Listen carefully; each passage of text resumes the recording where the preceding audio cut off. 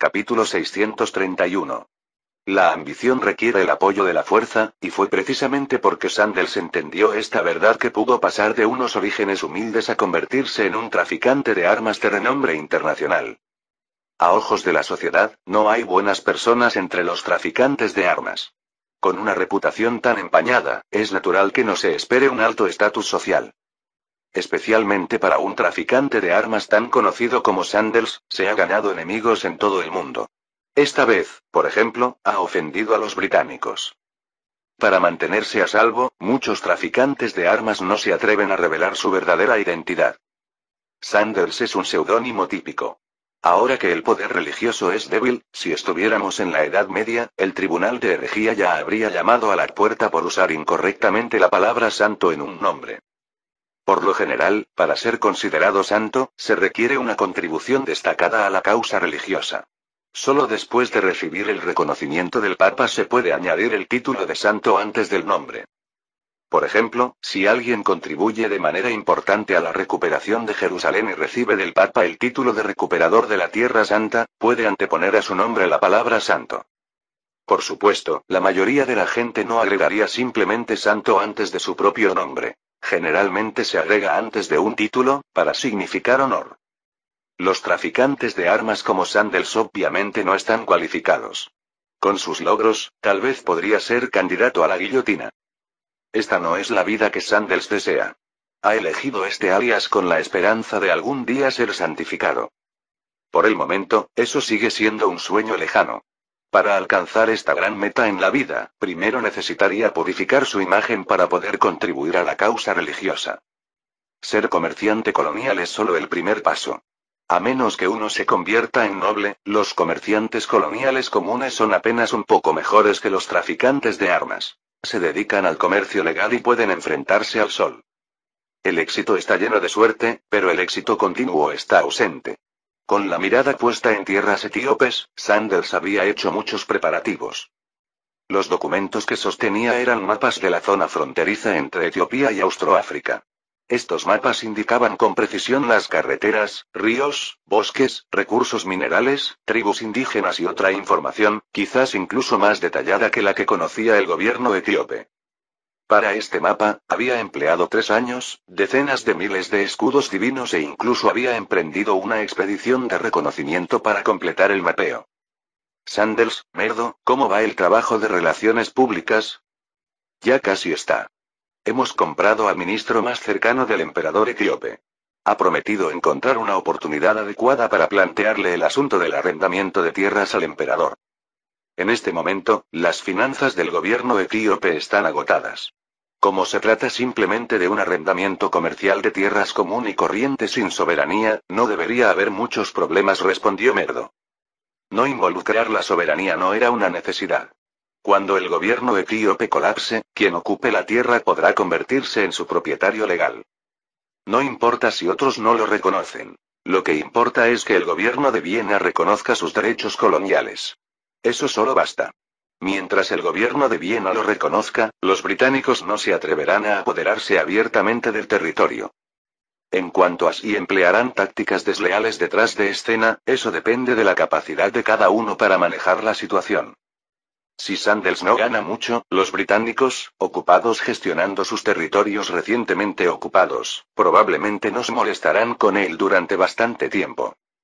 Pero si se vuelve codicioso e intenta arrebatar las ganancias de los británicos, enfureciéndolos, entonces Sanders podría tener que considerar cómo planean morir. La lista de comerciantes coloniales que han perecido en conflictos coloniales es extensa. Muchos de ellos fueron eliminados por no controlar su avaricia y obtener beneficios que superaron sus capacidades. Sanders. Terminemos esto rápidamente para evitar complicaciones. Tengo el presentimiento de que muchos estarán interesados en la región etíope. Si alguien se nos adelanta, todos nuestros esfuerzos serán en vano. No todas las tierras son valiosas para la colonización. La esencia de la colonización es la rentabilidad.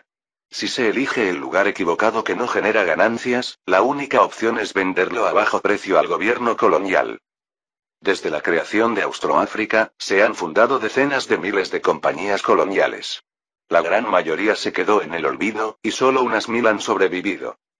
Entre estas empresas restantes, más del 90% son empresas familiares, en su mayoría monopolizadas por la nobleza.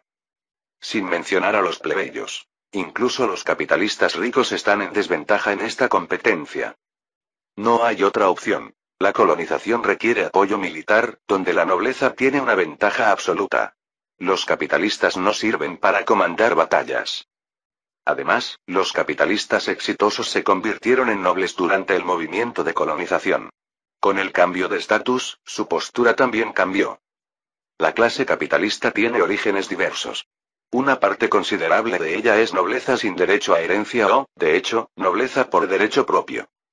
Este grupo nunca se identifica como capitalista, considerándose siempre descendientes de la nobleza. Para muchos, su meta en la vida es obtener un título nobiliario propio. No se trata solo de Austria. Esta es la tendencia social en toda Europa. Incluso los nuevos ricos de Estados Unidos buscan títulos nobiliarios. Esta tendencia social influye en muchos, y naturalmente Sandels se ha visto afectada. Desde una perspectiva puramente lucrativa, hay pocas industrias más lucrativas que el comercio de armas. Merdo advirtió. Señor Sandels, nuestra inversión ya ha sido sustancial. Para acelerar el progreso, necesitamos aumentar aún más nuestra inversión. Esto ejercerá una gran presión sobre la recuperación de costos en el futuro. El dinero no es un problema. Podemos usar las armas para saldar cuentas, lo que naturalmente reduce el costo, explicó Sandels. Las inmensas ganancias provenientes del tráfico de armas son indudables. Tal vez, por armas y equipos que valen 1 millón de Divines Yields vendidos al gobierno etíope, el costo real podría no llegar ni siquiera a 300.000 Divines Yields. Esta es la confianza detrás de Sandels. Merdo respondió con confianza. No hay problema, dentro de un mes como máximo, puedes esperar recibir buenas noticias. Ganarse el apoyo del gobierno etíope es un aspecto, pero ganar un punto de apoyo en las regiones fronterizas requiere igualmente el apoyo del gobierno colonial de África Austro-Oriental. Sanders no cree que pudiera conservar los beneficios obtenidos del gobierno etíope sin que el gobierno colonial resistiera la presión de los británicos. No es como si se pudiera esperar que los británicos se adhieran a las leyes internacionales, ¿verdad? Señor Sanders, su propuesta es muy constructiva, pero ¿qué le hace estar seguro de poder llevar a cabo la tarea? La pregunta provino de Landrar, el secretario general del gobernador de África Oriental, y también era el contacto de Sanders, el funcionario de gobierno de más alto nivel al que pudo llegar. En cuanto al propio gobernador de África Oriental, a menos que Sanders se hubiera convertido en noble, no negociaría personalmente estos asuntos. Sanders. Barón, puede que no sea excelente en el desarrollo de una economía colonial, pero el contrabando es mi especialidad, la habilidad de supervivencia más básica de un traficante de armas. Una vez que haya establecido una base en las regiones fronterizas, los productos nacionales podrán ingresar continuamente a Etiopía y al área de Sudán, y el gobierno colonial también podrá recaudar más impuestos. Ama lo que haces y haz lo que amas. En su campo de especialización, Sanders es sin duda un experto. Tras más de 20 años involucrado en el contrabando de armas sin ser atrapado, de lo contrario no estaría aquí hablando. Secretario General Landrar. No tengo dudas sobre sus capacidades profesionales, pero el comercio ordinario es diferente del tráfico de armas. Creo que tienes la capacidad de llevar la mercancía allí, pero ¿cómo la venderás? Los gobiernos coloniales británico y francés no son tontos. Si entra una gran cantidad de mercancía de contrabando, sin duda investigarán. Después de ingresar a la sociedad industrial, la demanda de mercados por parte de las industrias nacionales austriacas se disparó, y los esfuerzos coloniales surgieron en ese contexto. En aquellos tiempos, las colonias de cada país eran territorios reservados y los productos extranjeros enfrentaban importantes restricciones para ingresar. Nadie está dispuesto a tolerar tal explotación, por lo que el contrabando surge de forma natural. El gobierno de Viena también apoya a los capitalistas que introducen ilegalmente productos nacionales en las colonias de otros países. Al fin y al cabo, mientras se paguen los impuestos debidos en el país, el hecho de que otros países los recauden no es asunto del gobierno de Viena. Este es el contexto de la época, considerando específicamente la región austroafricana oriental. Si un gran volumen de productos austríacos fluye hacia las colonias británicas y francesas desde aquí, también impulsará la prosperidad económica de la región y aumentará la recaudación fiscal del gobierno. La prosperidad económica local y el aumento de los ingresos fiscales se consideran logros de los funcionarios. Sanders confía en obtener el apoyo del gobierno colonial gracias a ello. Sanders habló con indiferencia. Es muy sencillo. Cambie la etiqueta. Por ejemplo, sustituya el texto en alemán por inglés y francés. He llevado a cabo investigaciones de campo en las colonias británicas y francesas, y su control sobre las colonias no es estricto. Se podría decir que hay lagunas en todas partes. Muchos policías coloniales son semianalfabetos. Mientras se cambien las etiquetas, no pueden distinguir si los productos son nacionales o no. Siguiendo el principio de que es mejor evitar problemas siempre que sea posible, con un pequeño soborno, estas personas fingirán que no vieron nada. Si desea mayor seguridad, falsifique directamente productos británicos y franceses. Gracias a nuestra capacidad técnica, podemos producir productos comerciales idénticos a los de Gran Bretaña y Francia. Sería aún más difícil de detectar, e incluso si encontraran algo incorrecto en los productos, muy bien podrían sospechar de estas empresas manufactureras, que sé que también se dedican al contrabando. El secretario general Landrar asintió con satisfacción. Muy bien, señor Sanders, me ha convencido con éxito. Sin embargo, te sugiero que primero cambies tu nombre, de lo contrario, si la gente de la iglesia llama a tu puerta, las cosas podrían complicarse. Aunque el poder de la iglesia ha disminuido mucho, su influencia en Austria sigue siendo sustancial, y al menos Sanders, el traficante de armas, no puede permitirse el lujo de provocarlos. La advertencia de Landrar sobresaltó a Sanders. Ahora, al reflexionar sobre el pasado, se dio cuenta de lo contraproducente que fue elegir ese nombre.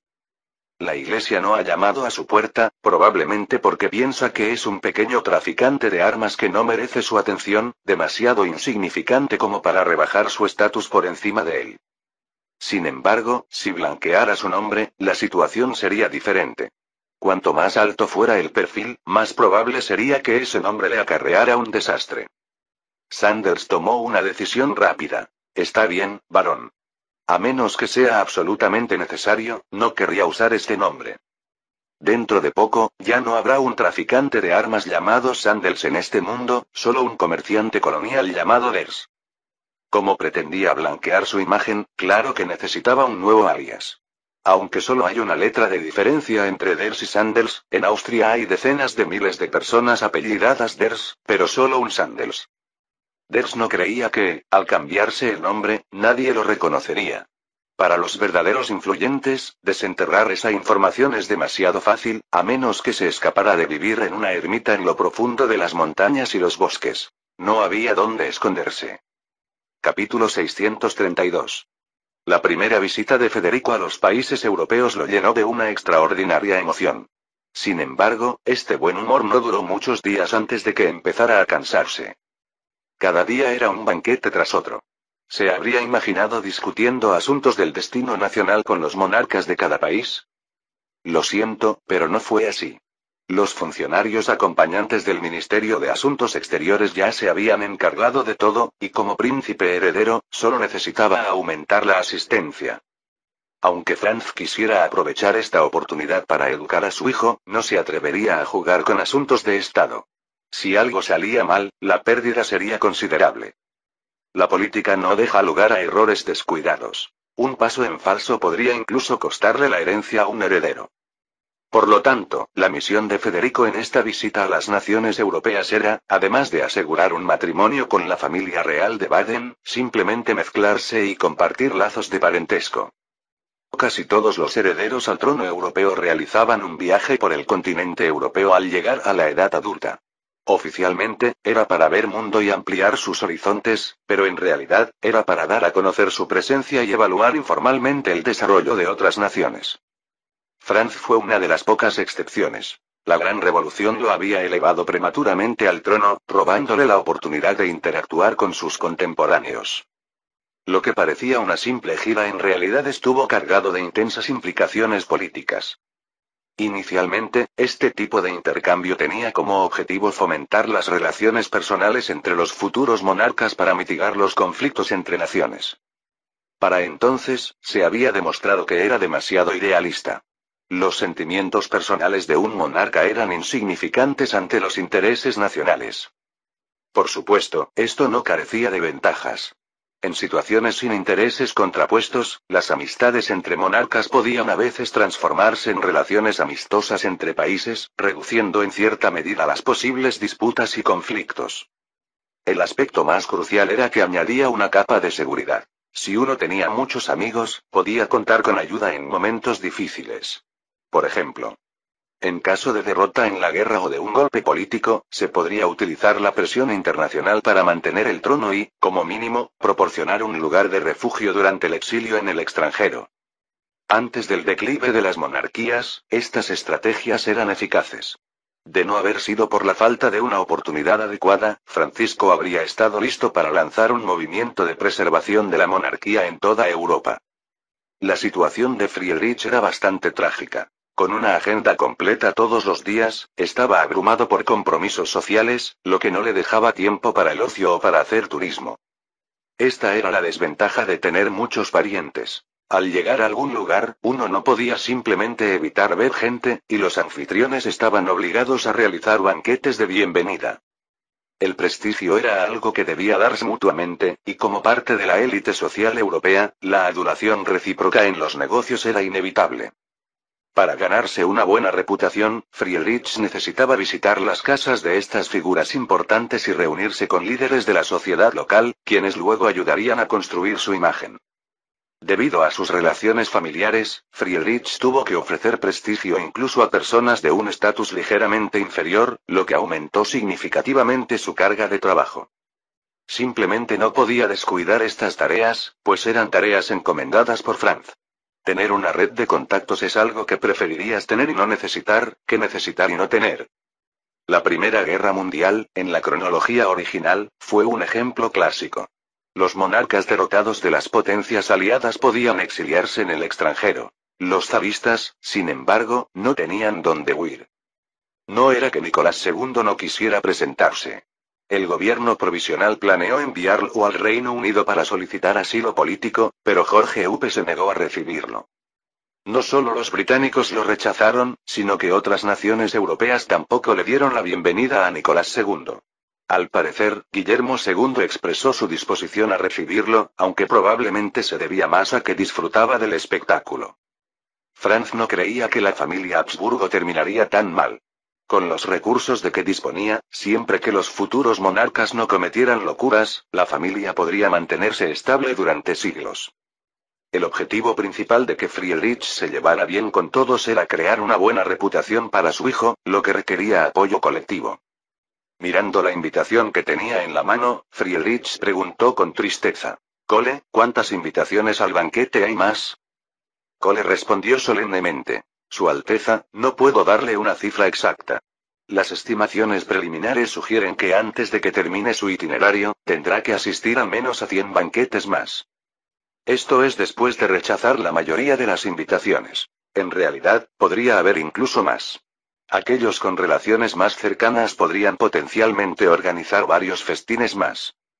En una época en la que el entretenimiento era escaso, la nobleza estaba especialmente interesada en celebrar banquetes, normalmente 2 o 3 veces al mes, y aquellos con bolsillos profundos posiblemente 2 o 3 veces por semana.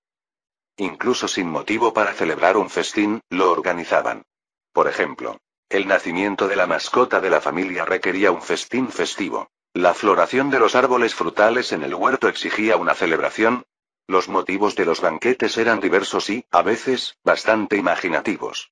El coste de los banquetes era uno de los gastos más importantes de la nobleza en aquella época. Friedrich se masajeó la frente, casi desarrollando fobia a los banquetes. En ese momento, comprendió por fin la aversión de Franz a organizarlos. ¿Es posible rechazar algunas más? Por ejemplo, podría organizar una e invitarlos, y así lo haré todo de una vez. Cole rechazó la idea con firmeza. Eso no debe hacerse, Su Alteza. En representación de la familia Habsburgo, es una noble costumbre que solo se pueda ofrecer un banquete de agradecimiento después de que el anfitrión haya ofrecido un festín de bienvenida. Como mucho, puedes rechazar invitaciones de quienes tienen un rango inferior a un duque. Aún así, sería extremadamente grosero. Esta vez, necesitas visitar todos los estados de la Confederación Germánica, muchos de cuyos monarcas ni siquiera son duques. El rostro de Friedrich se llenó de desesperación. Si la región de Alemania era conocida por algo, era por su multitud de pequeños estados. Atrapado en las necesidades políticas, simplemente no podía evitarlas, incluso si algunos estados no eran más grandes que un pueblo, todavía tenía que visitarlos. Se trataba de una muestra de respeto hacia los gobiernos de los distintos estados por parte de la familia Habsburgo y, al mismo tiempo, una oportunidad para difundir la idea de la Gran Alemania. Tras un momento de vacilación, Friedrich cedió ante las exigencias de la vida. Bien, sigamos con el plan original. Si afecta al panorama general, no puedo asumir esa responsabilidad.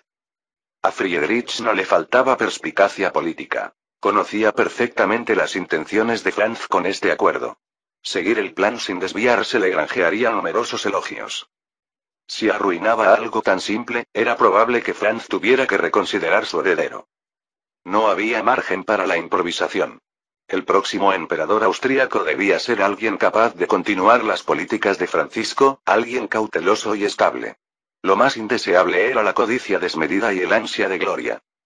En estos aspectos, Friedrich se desempeñó bien, cumpliendo con los criterios mencionados. En general, siguió las reglas y pudo cumplir con las tareas encomendadas por Franz sin excederse. A pesar de carecer de un talento extraordinario, poseía una aguda perspicacia política. Quizás no pudo hacer que Austria brillara más, pero tampoco permitió que el imperio cayera en la decadencia. Capítulo 633. Tras el compromiso matrimonial de Federico, Francisco finalizó los preparativos matrimoniales para sus otros 3 hijos con la mayor celeridad posible. Dado que los niños aún eran pequeños, el compromiso fue solo verbal, y la ceremonia se celebraría posteriormente. En aquella época, los matrimonios reales eran concertados por los padres, y una pareja adecuada dependía de la igualdad de rango social. Siempre que ambos padres estuvieran de acuerdo, el asunto estaba prácticamente resuelto, y rara vez se consultaba la opinión de los implicados. Aunque lo preguntaran, era inútil. El mayor involucrado apenas era un adolescente, y el menor ni siquiera tenía 10 años. Esperar que consideraran un compromiso de por vida era realmente irrazonable. Al ver que Franz no estaba de muy buen humor, la reina Helena le preguntó preocupada: ¿Qué pasa? ¿Estás preocupado por algo? Sí, me pregunto si concertar matrimonios para los más desfavorecidos ahora está bien o mal. Si elegimos mal, ¿se resentirán con nosotros?, respondió Franz. Solo oyó a la reina Helena reír levemente. Franz, ¿no le estás dando demasiadas vueltas? ¿No es así como lo han hecho todos los miembros de la familia real? ¿Qué tan malo puede ser? ¿Por qué nos resienten? Deberías saber que les pedí personalmente su opinión y la aceptaron por su cuenta.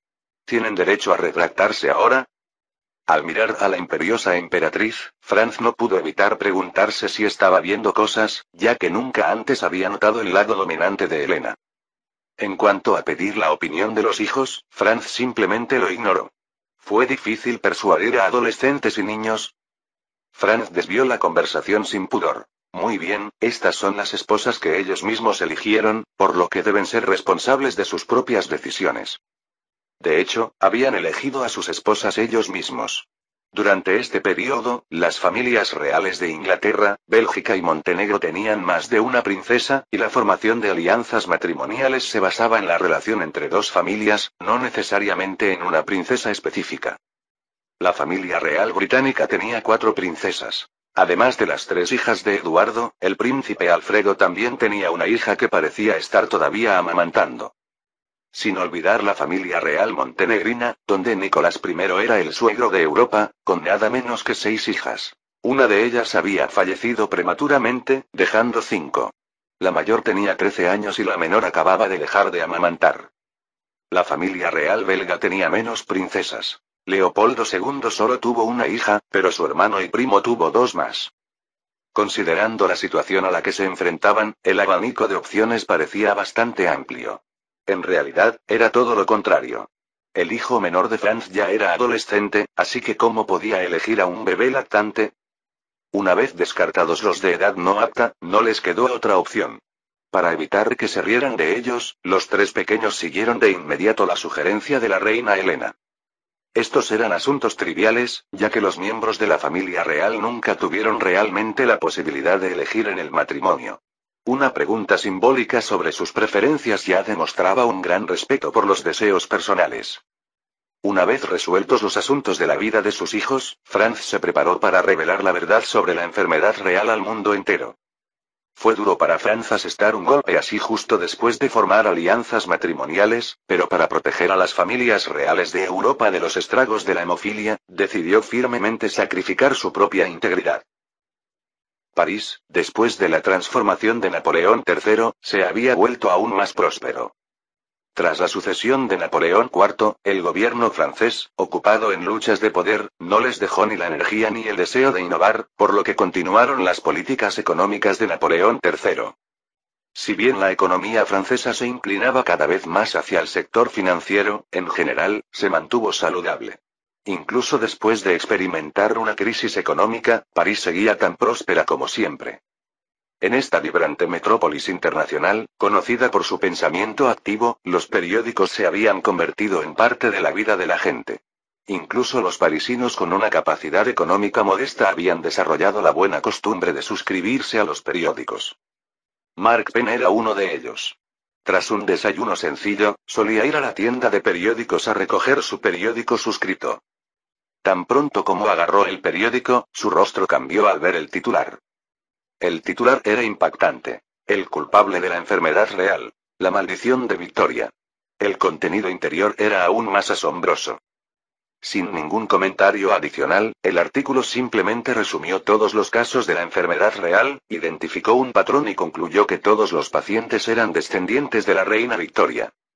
A continuación se adjuntó un árbol genealógico detallado para demostrar con hechos la relación entre quienes padecían la enfermedad real y la reina Victoria. Ante tal evidencia, Mark, naturalmente, lo creyó.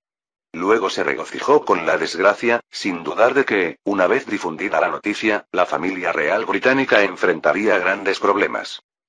Esto podría incluso desencadenar repercusiones políticas, ya que se esperaba que las familias reales europeas, que sufrían desde hacía tiempo la enfermedad real, despreciaran profundamente a los británicos.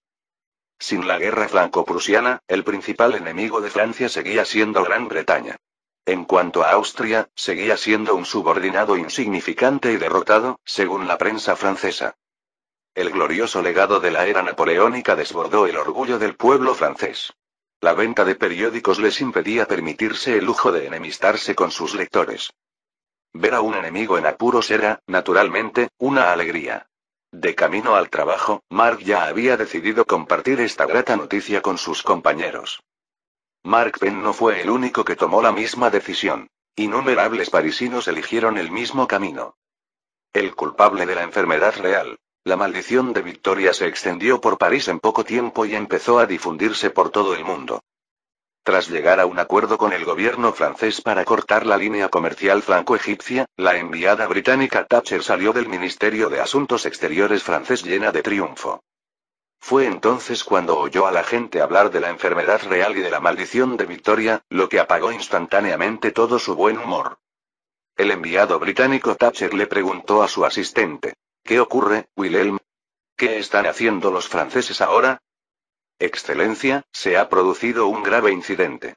El periódico francés The Times ha publicado un artículo que vincula la enfermedad real con Su Majestad la Gran Reina. Dicho esto, Wilhelm le entregó a Thatcher el periódico que contenía el culpable de la enfermedad real, la maldición de Victoria.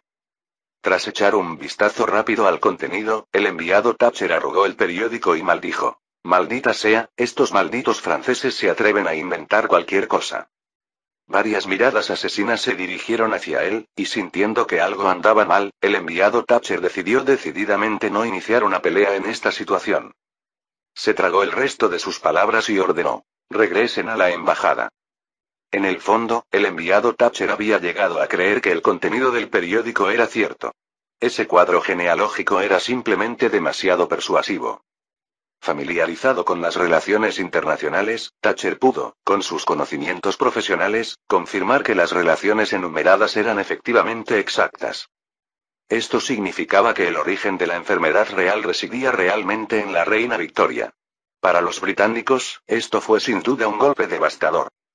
En una zona con tanta carga religiosa como Europa, no poder explicar el origen de la enfermedad significaba que se la consideraba una maldición.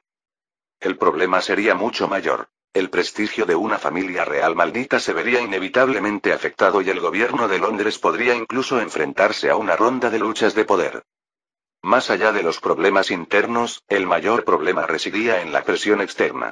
Si alguien con segundas intenciones dirigía el asunto hacia teorías conspirativas, generaría un gran odio. Por supuesto, estos eran asuntos que preocupaban al gobierno de Londres. Si Thatcher no fuera el enviado a Francia, también podría haber sido un simple observador sin pensarlo demasiado.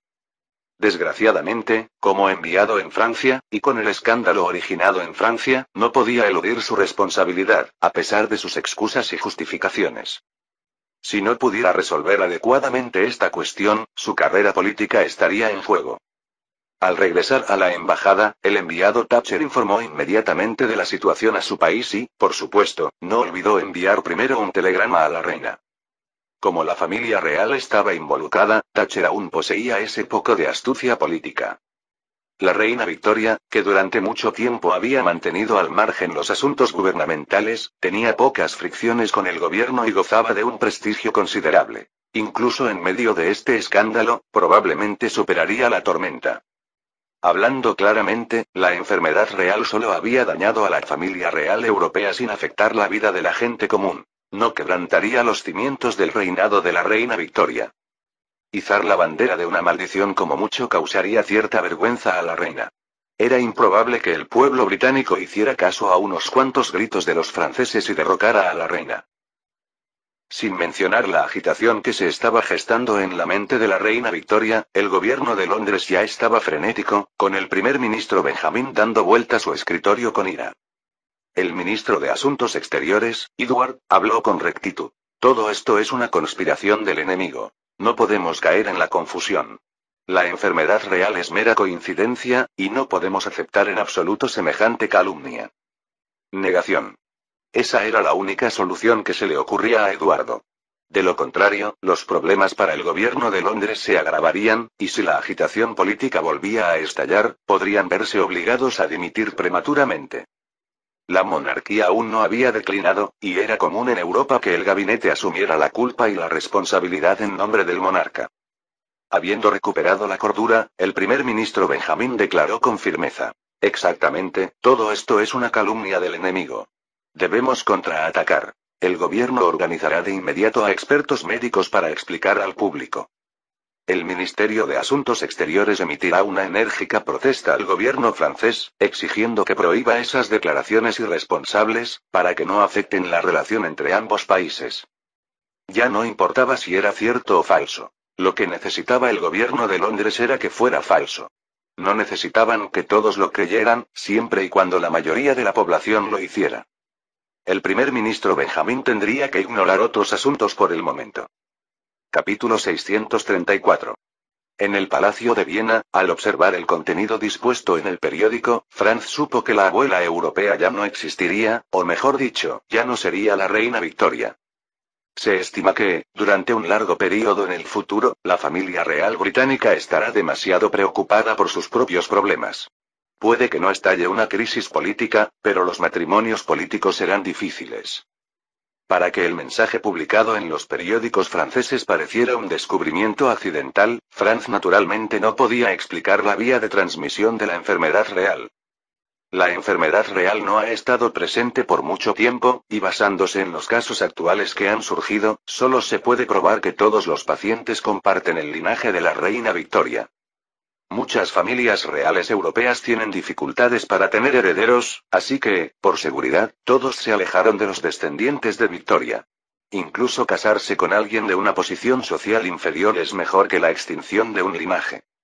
Tras disfrutar un tiempo de la alegría ajena, Franz dejó de prestar atención. En tiempos como estos, cuanto más se hace, más probable es cometer un desliz, y Franz nunca se atrevió a subestimar el poder de una nación. Palacio de Buckingham. La reina Victoria no había perdido la compostura de esa manera en muchos años. Incluso tras varios fracasos en guerras extranjeras, había logrado controlar sus emociones. Pero ahora, ella había roto esa racha. En esta sociedad con un fuerte ambiente religioso, el poder destructivo de una maldición es demasiado grande. Ante semejante acusación, cualquiera se sentiría perturbado.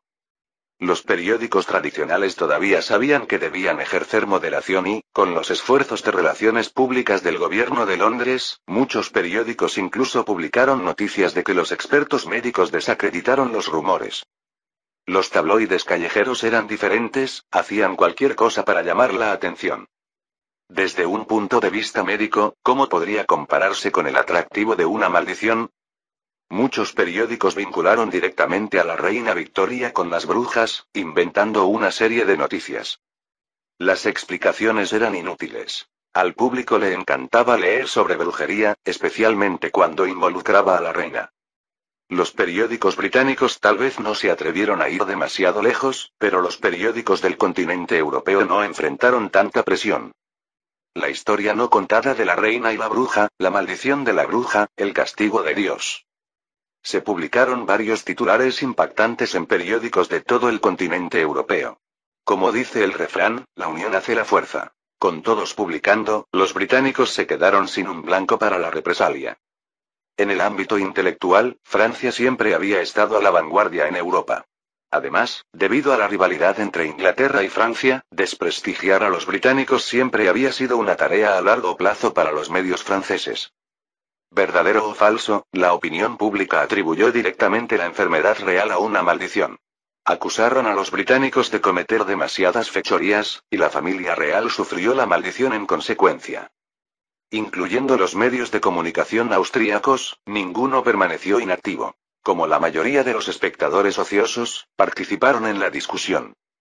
Ni se te ocurra escuchar buenas palabras. Los británicos eran tan detestados que incluso la familia real tenía mala fama. Cualquier periódico que no se uniera a las críticas seguramente había sido sobornado. El Palacio de Viena, bajo las ruidosas y confusas olas de la opinión pública, tomó silenciosamente la decisión de iniciar la próxima conferencia económica austríaca. El primer ministro Félix, hasta ahora, más del 98% de los campesinos que han solicitado la redención de tierras han pagado completamente sus deudas.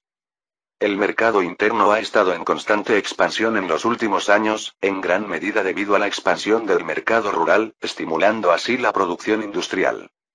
Sin embargo, esta ola de beneficios está llegando a su fin. A partir de ahora, el crecimiento del mercado interno se desacelerará gradualmente. Si las empresas nacionales no pueden seguir el ritmo de los nuevos tiempos y expandir activamente los mercados extranjeros, enfrentarán la eliminación en la nueva ronda de competencia. Desde la perspectiva del desarrollo, nuestra economía nacional está a punto de entrar en una nueva fase. Nuestra tecnología de producción industrial, en general, no es inferior a la de ningún otro país. Seguir protegiendo el mercado interno ya no estimulará el desarrollo económico. Solo hará que nuestras empresas se sientan complacientes en su zona de confort. Según la teoría de la economía nacional propuesta por Lis, hemos llegado a la tercera etapa del desarrollo económico. Apertura de mercados, aceptación de desafíos y el inicio de la era del libre comercio. Antes de esto, Austria siempre había implementado el proteccionismo comercial. Apoyándose en los mercados nacionales y coloniales, culminó su revolución industrial. Hoy en día, Austria se ha convertido en la nación industrial líder del mundo y posee la confianza necesaria para participar en la competencia internacional. Mantener políticas de protección comercial es obviamente obsoleto, y es imperativo lanzar una nueva ronda de reformas económicas. ¿Es demasiado pronto para implementar una política de libre comercio? Muchas empresas nacionales aún no han tenido tiempo de cambiar de mentalidad. Deberíamos darles más tiempo, objetó Tofu Cox, representante del Reino de Lombardía. No hay otra manera de decirlo. En comparación con otras regiones de Austria, las industrias pilares del Reino de Lombardía se concentran en la industria ligera, especialmente en la industria textil del algodón y de la seda cruda, e incluso hay algunas artesanías. En comparación con otras industrias, una vez que comience la era del libre comercio, serán las más afectadas. Especialmente la industria textil del algodón, pilar fundamental de la economía británica. Las ventajas de Austria residen principalmente en las industrias emergentes. Las industrias tradicionales no tienen una clara ventaja sobre las británicas, e incluso están en desventaja. Perversamente, son los negocios poco emprendedores los que se concentran en las industrias tradicionales. En esencia, la pregunta es, Si se puede ganar dinero sin esfuerzo, ¿para qué molestarse con la innovación tecnológica? Esto no es lo que Franz quería ver. La supervivencia del más apto en el mercado es inevitable. Las empresas que no ven el progreso de los tiempos y solo quieren ganar dinero sin hacer nada están condenadas a la desaparición. El rostro del primer ministro Félix se ensombreció. Ya les hemos dado tiempo a las empresas, ¿no? Ya en 1865, el gobierno central emitió un aviso aconsejando a las empresas reformarse e innovar constantemente para mantenerse al día con los nuevos tiempos. En 1870, el gobierno central emitió otra advertencia a las empresas nacionales, recordándoles que debían mejorar su competitividad. Pero ¿cuáles son los resultados después de todos estos años? Mientras claman para que el gobierno no interfiera en el mercado, también quieren que el gobierno implemente el proteccionismo comercial. ¿Realmente nuestras empresas nacionales se han degradado hasta tal punto que ahora solo buscan sobrevivir? El gobierno da tiempo a las empresas, pero ¿quién le da tiempo al país? Con una competencia internacional tan feroz, el desarrollo de un país es como remar contracorriente. Si no avanzas, retrocederás. En lugar de gastar energía en estas empresas basura complacientes, sería mejor concentrar nuestros esfuerzos en apoyar a las industrias emergentes más vibrantes. La competencia en el mercado es cada vez más feroz. Es la ley natural del desarrollo humano. Si las empresas no pueden afrontar el desafío, más vale que cierren cuanto antes para evitar desperdiciar recursos sociales. Abrir el mercado y entrar en la era de la economía de libre comercio son al mismo tiempo desafíos y oportunidades. El problema que enfrenta el Reino de Lombardía no es único. Muchas empresas en Austria tienen problemas similares. Estas empresas temen enfrentarse directamente a la competencia internacional y se han convertido en obstáculos para el libre comercio. Sin embargo, a medida que las industrias emergentes crecen y ocupan una porción cada vez mayor de la economía nacional, los reclamos de libre comercio se hacen cada vez más fuertes. Hoy, en Austria, las voces que abogan por el libre comercio ya han eclipsado el proteccionismo comercial. Viendo que ha llegado el momento de reformar, el gobierno de Viena ha decidido implementar reformas económicas. Foucault se quedó sin palabras, pero aunque tenía cierta integridad, no podía mentir descaradamente. Incluso como representante del Reino de Lombardía y estando del lado del gobierno, no podía hablar ciegamente en nombre de los capitalistas. Esta es solo una conferencia económica de alto nivel, los representantes de los capitalistas ni siquiera tienen derecho a entrar en este lugar, la atmósfera es relativamente relajada. Una vez que lleguemos a la fase de implementación y ampliemos la discusión, es probable que las cosas se animen.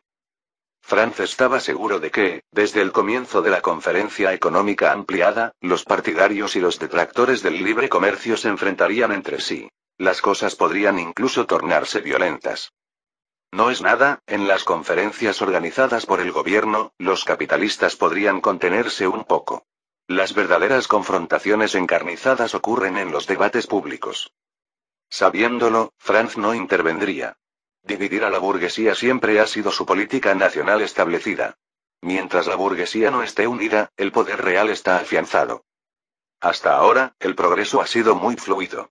Debido a los intereses, a menudo surgen conflictos entre los capitalistas de las industrias emergentes y los de las industrias tradicionales, y esta reforma económica es solo un microcosmos de ello.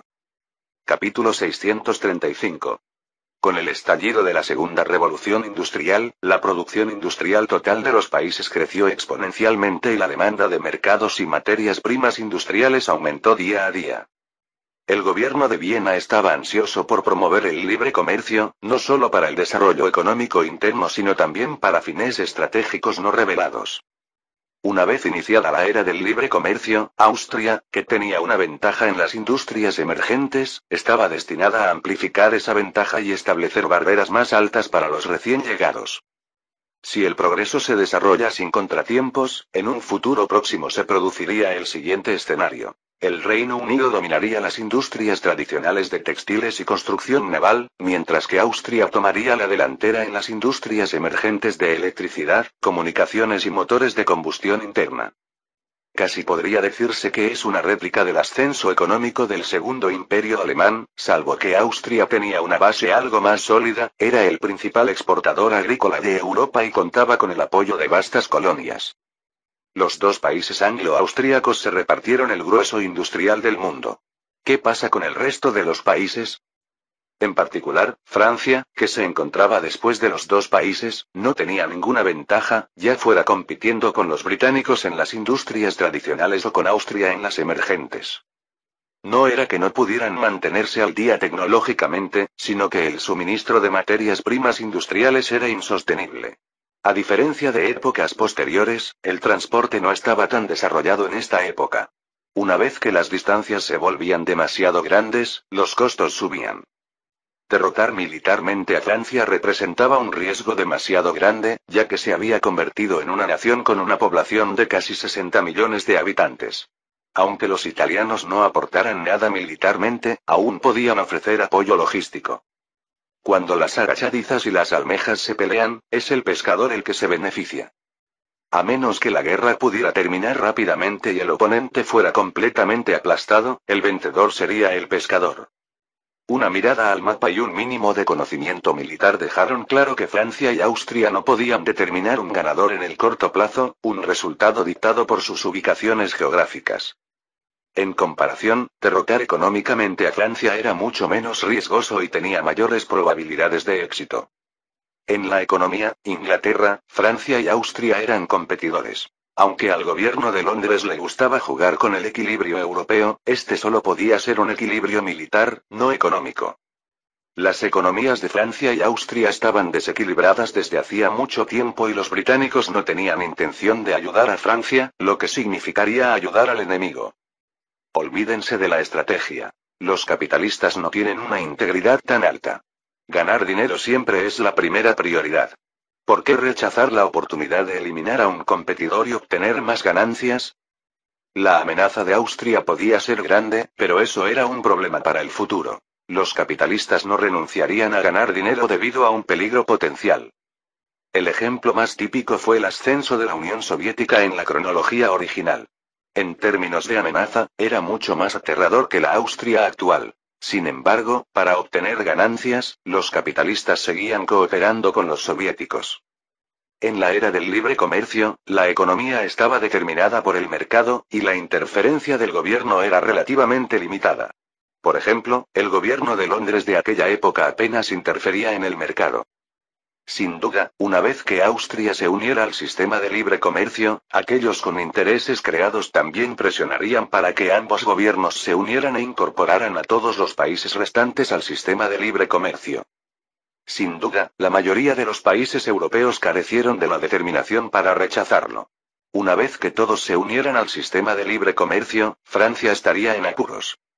Al unirse al círculo comercial, carecían de competitividad. De no hacerlo, se encontrarían en la incómoda situación de aislamiento. Francia ya había sido condenada al ostracismo en el continente europeo, y Napoleón III necesitó 20 años de esfuerzo para ser aceptada a regañadientes. Jugando en solitario, habían regresado a su estado anterior. Quizás algún día los británicos abandonarían el sistema de libre comercio, pero definitivamente no lo harían para apoyar a Francia. Mientras las ventajas superaran las desventajas, el libre comercio seguiría siendo el sello distintivo británico. Mirando la situación actual, mientras no se saboteen a sí mismos, la industria y el comercio británicos podrían mantener su competitividad durante las próximas décadas, gracias a su herencia como potencia industrial establecida. Franz. ¿Cuál es la opinión pública local? Primer ministro Félix. Las voces de apoyo y de oposición son prácticamente iguales, y ambos bandos se enfrentan ferozmente. Se teme que no se determine un vencedor en poco tiempo. Quienes apoyaban el libre comercio no solo provenían de las industrias emergentes, sino también de la industria de procesamiento agrícola. Eran las industrias aventajadas de Austria, confiadas en sumarse a la competencia internacional. Al unirse al sistema de libre comercio y reducir los aranceles de importación y exportación, todas estas industrias se beneficiarían. Naturalmente, siempre que alguien se beneficia, otros salen perdiendo. Por ejemplo, la industria textil del algodón fue el oponente más acérrimo. Una vez que abandonaran las barreras arancelarias, los británicos inevitablemente les arrebatarían una parte del mercado. Por supuesto, si estas empresas eran lo suficientemente competitivas, también tenían la oportunidad de conquistar el mercado británico. Al fin y al cabo, estas industrias eran de baja tecnología, con escasa brecha tecnológica entre competidores.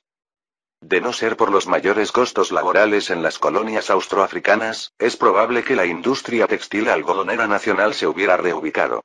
Con el inicio de la era del libre comercio, el control de costos se convirtió en una parte esencial de los negocios. Franz. Entonces, bríndenles una plataforma, permitan que partidarios y oponentes debatan, y que el público sea el juez. Franz originalmente había querido decir espectadores, pero cuando las palabras llegaron a sus labios, sintió que era inapropiado y, a tiempo, las cambió a público. Majestad, esto podría causar disturbios aún mayores. Mucha gente ya ha solicitado a la policía manifestarse y protestar, advirtió el primer ministro Félix. Franz negó con la cabeza. Es precisamente porque la situación se ha agravado que es necesario dejarlos debatir. Sin una vía de desahogo, ¿estarían contentos estos agraviados? Que los capitalistas discutan entre sí es mejor que la intervención del gobierno. Independientemente del resultado del debate, la reforma es necesaria. Simplemente añade un amortiguador que desplaza a los blancos del resentimiento hacia aquellos que han sufrido pérdidas. Es justo, ya que, como beneficiarios de las reformas, no pueden simplemente disfrutar de los beneficios sin asumir responsabilidades. Generar animosidad es uno de sus deberes. Ministro de Finanzas Karl. Majestad, nuestras negociaciones con los británicos se han estancado. En general, hemos llegado a un consenso, pero los británicos exigen que abramos nuestro sector financiero. Dada la fortaleza de nuestro sector financiero interno, una vez que abramos el mercado financiero, nos resultará difícil mantener una ventaja. Además de tener ventaja, el sector financiero austríaco es incluso más débil que el francés, y mucho menos comparado con el británico.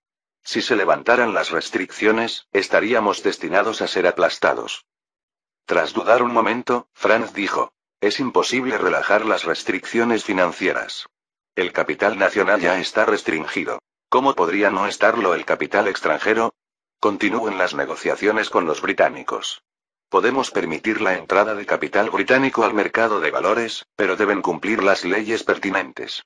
Si los británicos persisten en su obsesión con los asuntos financieros, simplemente firmaremos un acuerdo que establezca que el capital de ninguno de los dos países entrará en el mercado financiero del otro. Eso sería justo. Austria nunca ha prohibido la entrada de capital extranjero a su mercado financiero, simplemente existen muchas restricciones. Si quiere disfrutar de libertad financiera, solo espere a que las autoridades reguladoras lo confisquen. A diferencia del mercado financiero de Londres, donde los creadores de normas dejan lagunas intencionadamente, el mercado financiero de Viena está siendo constantemente parcheado. Encontrar un vacío en las reglas no significa que usted pueda ganar dinero. También necesita ser lo suficientemente rápido para completar su operación antes de que las autoridades reguladoras se den cuenta. Tras años de parches, ya quedan pocas lagunas en el mercado financiero austríaco. Esquilar ovejas sin restricciones se ha vuelto mucho más difícil. No entrar en los mercados financieros del otro es una completa broma.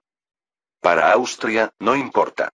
El sector financiero nacional aún se encuentra en la fase de acumulación de capital, e incluso si quisiéramos acceder al mercado financiero de Londres, carecemos de la fuerza necesaria. Desde la perspectiva británica, la historia es distinta. El mercado financiero de Londres es el centro financiero mundial y atrae capital de todo el planeta para especular. Aparte de unos pocos afortunados que consiguen ganar dinero, la gran mayoría son cosechados por el consorcio del Reino Unido. Para el consorcio financiero británico, la llegada de capital extranjero es como un rebaño de ovejas a su puerta. ¿Por qué rechazar estas oportunidades? Los británicos fueron los primeros en completar la revolución industrial y acumularon una enorme cantidad de capital desde el principio gracias a su ventaja como fábrica mundial, lo que dio lugar a excedentes de capital a partir de hace 20 años. El ascenso de los Estados Unidos en la línea temporal original se debió a que los británicos buscaban dar salida a su exceso de capital. De lo contrario, el país elegido no se habría desarrollado tan fácilmente. El ascenso de Austria también contó con el apoyo del capital británico en sus primeros años. Sin embargo, Francia aprovechó la crisis económica y la ventaja de los gobernantes para traicionar al capital británico a mitad de camino. Ahora, los británicos quieren que Austria abra su mercado financiero, esencialmente porque se han asustado con las trampas. Desatar una crisis económica prematuramente es una cosa. Puede verse como una falta de habilidad, y la próxima vez simplemente hay que ser más cuidadoso. Pero las restricciones impuestas por las normas son absolutamente desalentadoras. Muchas normas aparentemente insignificantes suelen tener poco impacto, pero cuando se desata una crisis económica, a menudo pueden asestar un golpe letal. Estas reglas son preestablecidas y públicas, parte del reglamento del juego. Si se incumplen, es culpa propia y no hay motivo de queja. Los británicos emplean tácticas similares. El mercado financiero de Londres también tiene normas parecidas, diseñadas específicamente para atrapar a extranjeros desinformados. Pero a la gente le gustan los dobles estándares. Explotar las reglas para su propio beneficio es una señal de tácticas inteligentes. Ser superado por las reglas de otros es intolerable. De los errores se aprende. Tras estas experiencias, los capitalistas británicos quieren eliminar estas restricciones. A Franz también le resultó difícil y quiso decirles a los británicos que esto era completamente innecesario. Las mismas estratagemas no pueden repetirse indefinidamente, y como el mercado continúa regulándose, simplemente ya no quedan tantas trampas que tender. Lamentablemente, nadie lo creería si lo dijera. Desde el principio, con la creación por parte del gobierno de Viena de los proyectos de monopolio del suministro de agua y los ferrocarriles, hasta el estallido prematuro de la crisis económica no hace mucho, el capital británico sufrió graves pérdidas. Desde el punto de vista de Austria, estas medidas son normales y se ajustan completamente a las reglas del juego. Pero desde la perspectiva del capital británico, son enormes trampas. Capítulo 636. Tras medio año de negociaciones, el Reino Unido y Austria finalmente llegaron a un acuerdo. El 12 de noviembre de 1877, representantes de ambos países firmaron en París el Tratado de Libre Comercio Británico-Austríaco, incorporando oficialmente a Austria al sistema de libre comercio. Cabe decir que la Conferencia de París fue una comedia, inicialmente concebida para reconciliar las contradicciones entre las naciones y eliminar los conflictos internacionales, pero no logró su propósito original. En cambio, dio origen a varios tratados inconexos. Pensándolo bien, tiene sentido. Después de todo, era una reunión de altos funcionarios de varios países. ¿Cómo pudieron regresar con las manos vacías y sin lograr ningún resultado? Desviarse del tema era inevitable, ya que todo se basaba en logros políticos. Hasta la fecha, la Conferencia de París ha dado lugar a un total de 8 tratados, que involucran a la mayoría de los países europeos. Esto es solo lo aparente. Nadie sabe cuántos acuerdos secretos se alcanzaron tras bambalinas, pero en cualquier caso, la Conferencia de París no fue en vano. En el Palacio de Versalles, Napoleón IV dejó caer su copa de golpe y maldijo. Malditos sean los británicos, malditos los tontos austríacos, deben haber hecho esto a propósito. La suposición de Napoleón IV no era errónea. Las negociaciones de libre comercio anglo-austriacas en realidad tuvieron lugar en Viena, pero fueron a París para firmar el tratado, que era fuertemente exigido por los británicos. La razón es evidente. ¿Cómo pudo el gobierno de Londres no reaccionar ante las difamaciones francesas hacia la reina Victoria? Las protestas diplomáticas son ineficaces para silenciar a los franceses. Sus periódicos se atreven a publicar incluso las noticias escandalosas del emperador, por no hablar de las de la reina británica. Desde las maldiciones iniciales hasta ahora, el reportaje ha evolucionado hasta incluir chismes e incluso novelas eróticas con un contenido demasiado vergonzoso para mirar. El canal no puede detener la difusión de chismes de entretenimiento. Al distribuir estos periódicos y novelas, han cruzado el océano desde hace mucho tiempo hasta Britania y se han difundido en secreto. Que el contenido sea emocionante o no es una cosa, pero esto atenta demasiado contra la dignidad de la nación, dejando al público británico muy insatisfecho. La gente exigió que el gobierno de Londres pusiera fin a la deplorable conducta de los franceses. Por supuesto, la familia real británica debería haber desempeñado un papel importante en esto. Ante la presión de todos, el gobierno de Londres, naturalmente, tuvo que tomar medidas. Como es imposible silenciar a los franceses, es mejor crear una gran noticia para desviar la atención y al mismo tiempo reprenderlos. El Tratado de Libre Comercio Británico-Austríaco, sin duda, es el arma perfecta, un golpe directo al talón de Aquiles de Francia. Si no se gestiona bien, Francia, que ya se está quedando atrás, se encaminará hacia el declive. Ministro de Finanzas Allen. Su Majestad, ahora no es el momento de discutir con ellos. Lo urgente es minimizar el impacto.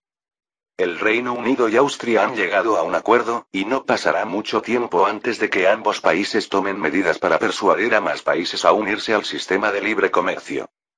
Las únicas grandes naciones europeas actualmente fuera del sistema de libre comercio somos nosotros y España. Debemos estabilizar a los españoles a toda costa. De lo contrario, estamos en serios problemas.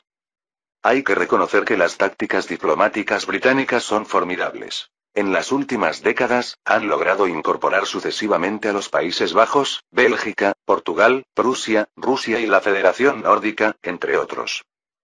Ahora, con la incorporación de Austria al sistema de libre comercio, naturalmente también se unirán Suiza, el Imperio Alemán, Grecia y Montenegro.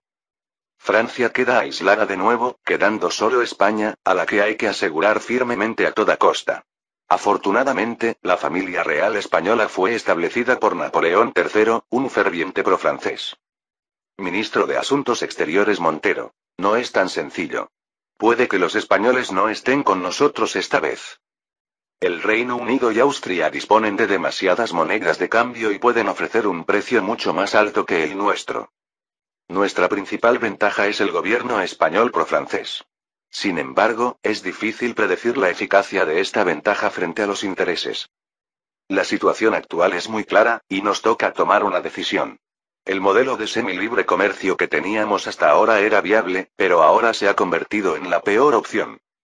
El sistema de semilibre comercio fue una política económica formulada por Napoleón III basándose en las circunstancias reales de Francia, teniendo en cuenta las políticas económicas de toda Europa. En términos simples, implica implementar exenciones fiscales o aranceles bajos sobre las materias primas industriales que Francia necesita, al tiempo que se promulgan políticas de protección comercial para los bienes que se pueden producir en el país. Hasta cierto punto, antes de esto, las políticas económicas de Francia y Austria eran algo similares. Ambas protegían sus industrias y comercio nacionales. Lamentablemente, Austria aprovechó la oportunidad de la segunda revolución industrial, fue la primera en completar la transformación industrial y contó con la agricultura como soporte. Ahora, ya tiene la capacidad de competir a nivel internacional. La situación en Francia es diferente. No solo carece de recursos naturales, sino que a sus capitalistas tampoco les gusta invertir en la industria manufacturera. Aunque Napoleón III fomentó el desarrollo de la industria manufacturera, no pudo cambiar la naturaleza de la preferencia del capital francés por la usura. La insuficiencia de fondos destinados a la industria manufacturera significó que el desarrollo industrial se rezagó inevitablemente. El factor principal que causó todo esto fue, esencialmente, la falta de materias primas industriales en la propia Francia. Aunque Francia también era un imperio colonial, también era un imperio desértico. La gran mayoría de sus extensas colonias eran desérticas, lo que resultó en una producción colonial relativamente insuficiente. Esto, sumado a la anexión del área italiana, pobre en recursos, agravó aún más la crisis de recursos de Francia, obligándola a depender de las importaciones. En la actualidad, más del 70% de las exportaciones mundiales de materias primas industriales estaban monopolizadas por los dos países anglo-austríacos. Para contrarrestar a sus competidores, Anglo-Austria, con poder para fijar precios, infló artificialmente los precios de mercado de las materias primas. Depender de las importaciones para obtener materias primas industriales implicaba, naturalmente, mayores costos. En la competencia internacional, la competitividad de los productos industriales y comerciales franceses era notoriamente baja.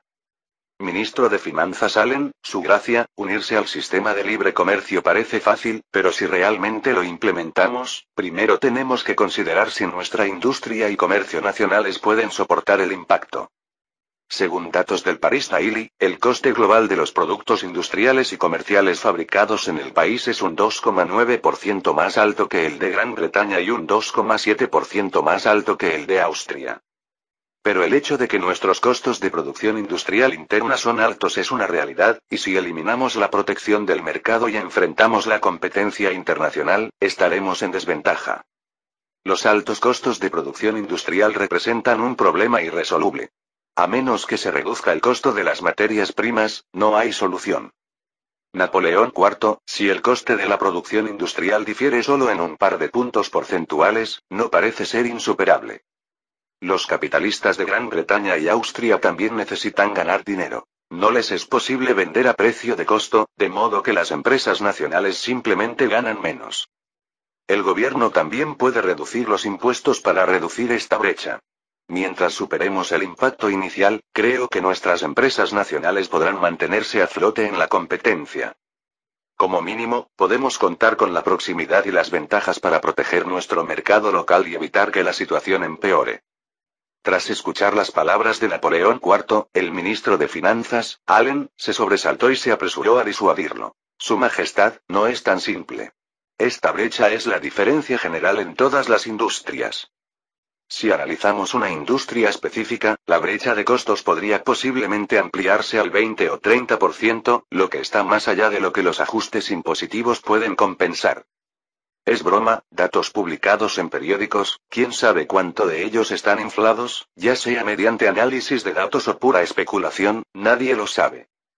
El gobierno francés no tiene una agencia de estadísticas especializada. Cuando se necesitan datos, es responsabilidad de los expertos económicos hacer una estimación, y luego el gobierno los manipula hábilmente según sea necesario.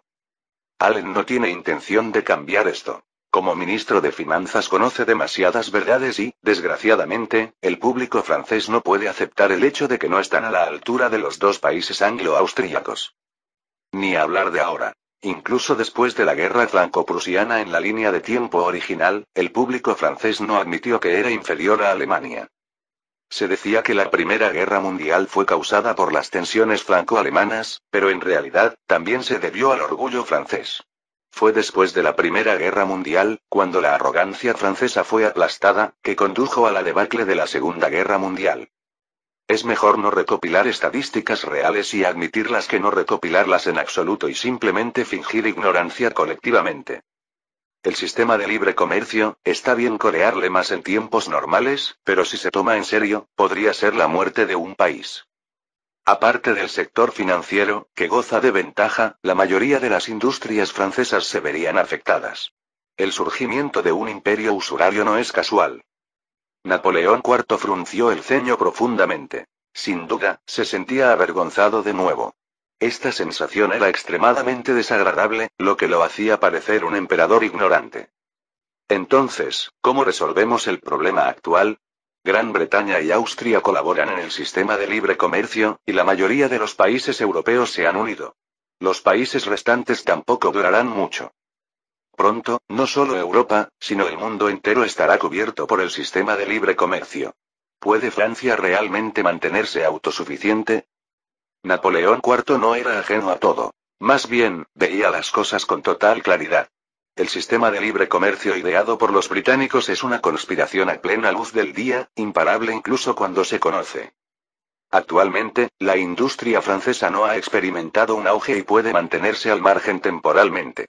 Pero una vez que la industria y el comercio nacionales se desarrollen aún más, ante la realidad, Francia aún tendrá que sumarse. Por supuesto, también existe la opción de desafiar al mundo. En la cronología original, Alemania lo hizo por falta de materias primas y mercados, y al no tener voz ni voto en el sistema de libre comercio, inició la guerra por desesperación. La situación de Francia es, naturalmente, mucho mejor que la del Imperio alemán, pero aún persiste una crisis. A menos que se abandone el desarrollo manufacturero, la crisis inevitablemente detonará.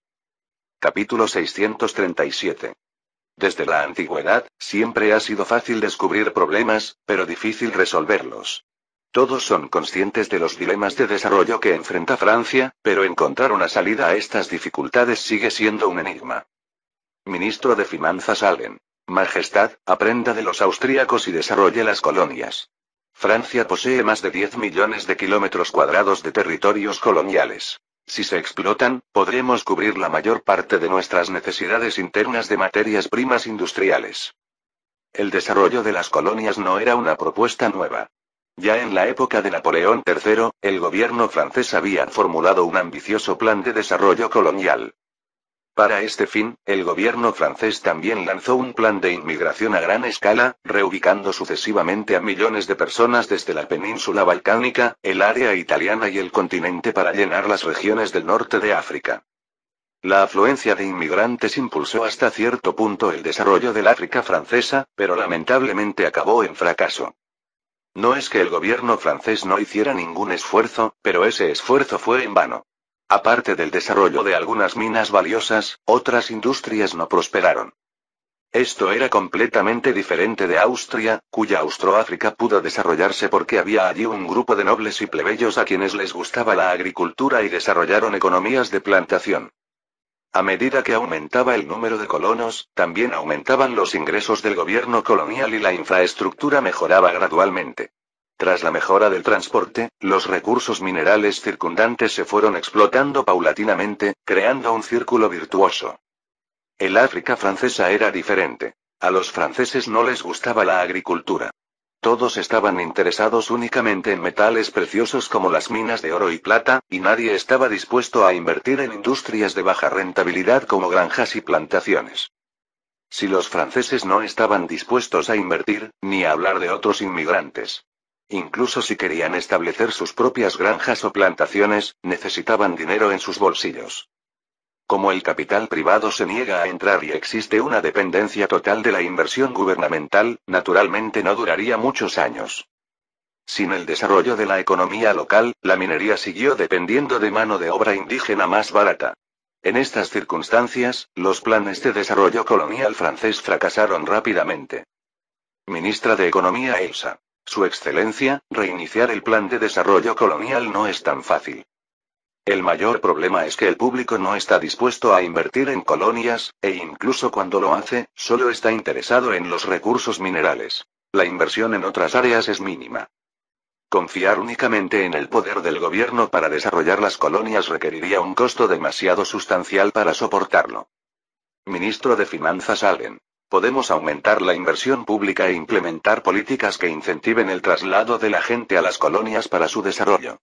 Si perseveramos, el éxito llegará tarde o temprano. No importa el costo, hay que hacerlo. Francia no carece de tecnología. Nuestro desarrollo industrial está rezagado respecto al del Reino Unido y Austria, principalmente porque carecemos de materias primas industriales baratas.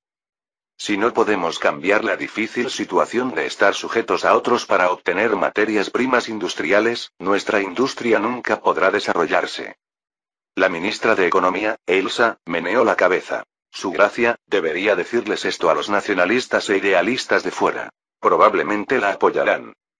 En realidad, todos sabemos que la nobleza doméstica, los capitalistas e incluso la gente común no piensan de esta manera.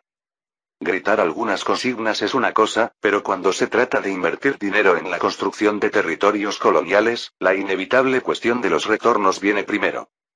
También existe una brecha entre las colonias y, en la superficie, somos el tercer y espléndido imperio colonial más grande del mundo. Pero debemos admitir que nuestras colonias están muy por detrás de las del Reino Unido y Austria en términos de valor.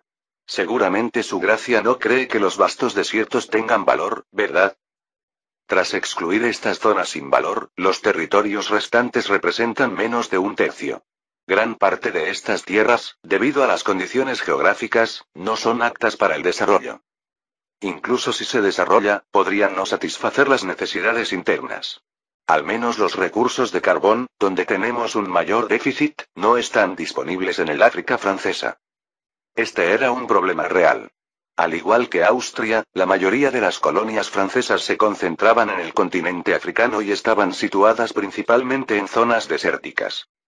Las duras condiciones naturales y climáticas constituyeron el mayor desafío para el desarrollo del África francesa.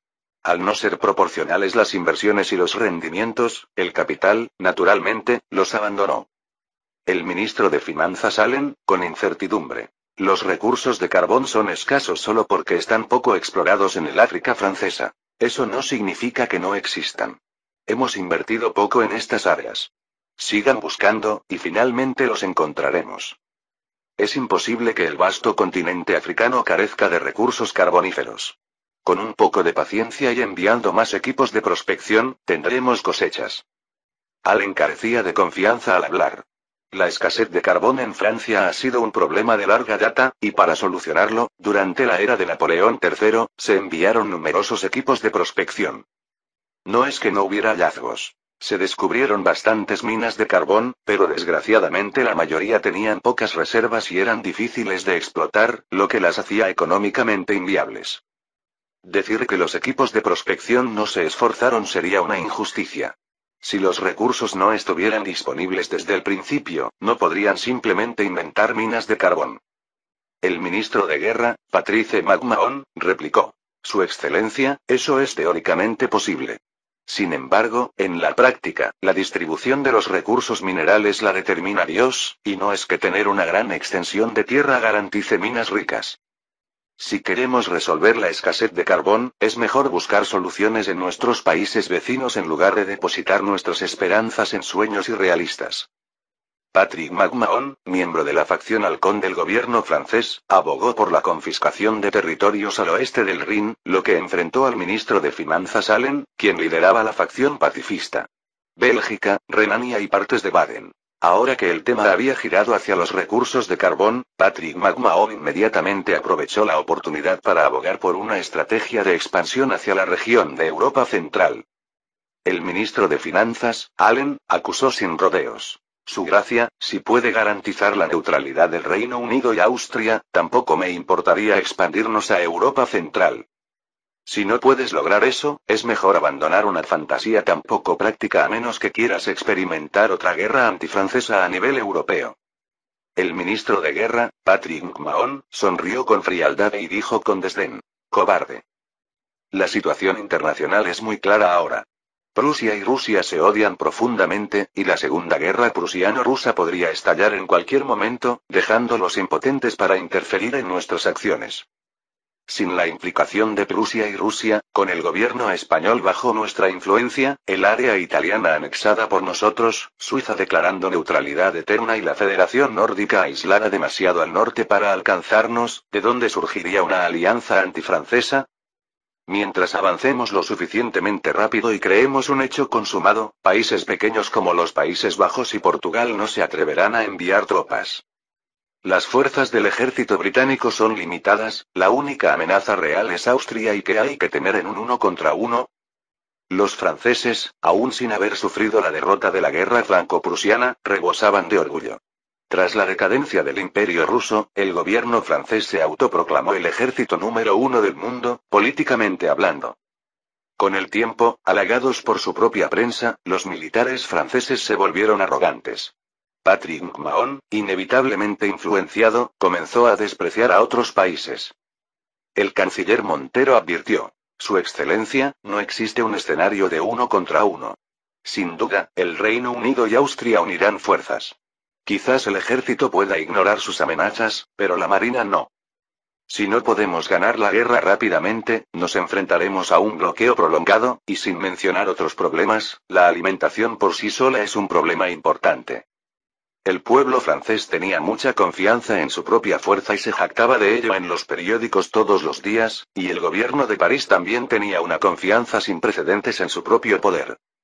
Por supuesto, los altos funcionarios del gobierno no habían perdido del todo el contacto con la realidad. Como mucho, confiaban en su ejército. En cuanto a la marina, era mejor olvidarla. El prestigio de la Marina Real era demasiado imponente para que los franceses lo desafiaran. El ministro de Finanzas, Allen, hizo un gesto con la mano y dijo: Nos estamos desviando del tema. La reunión de hoy es económica, no militar, para debatir cómo resolver el problema de la entrada de Austria en el sistema de libre comercio. Parecía casual, pero en realidad era una advertencia a Patrick McMahon de que se estaba extralimitando. La reunión económica era tarea del gobierno, no una en la que los militares pudieran interferir. Aunque el ministro de Guerra era miembro del gobierno, en la práctica su autoridad se había limitado al ámbito militar y las políticas económicas del gobierno no eran de su incumbencia. Napoleón IV se frotó la frente, sin saber en qué momento se había convertido en una costumbre para el gobierno francés discutir. Una disputa en el gabinete todavía era armoniosa, pero si se tratara de una reunión ampliada, podría incluso derivar en puñetazos. La discordia entre los subordinados era naturalmente ventajosa para el emperador como árbitro, pero era muy perjudicial para la eficiencia del gobierno. Para cuando todos hubieran llegado a una conclusión, sería demasiado tarde. Para mejorar la eficiencia del gobierno, Napoleón IV a menudo no tenía más opción que intervenir personalmente en las negociaciones. Este enfoque fue muy perjudicial para la autoridad imperial. Pero no había otra opción. Sus subordinados no obedecían órdenes de nadie más, así que Napoleón IV tuvo que intervenir él mismo. Por ejemplo, el plan propuesto por el ministro de Finanzas para reiniciar el desarrollo colonial claramente no fue popular. Si Napoleón IV quería reiniciar el plan de desarrollo colonial, tendría que aprobarlo personalmente.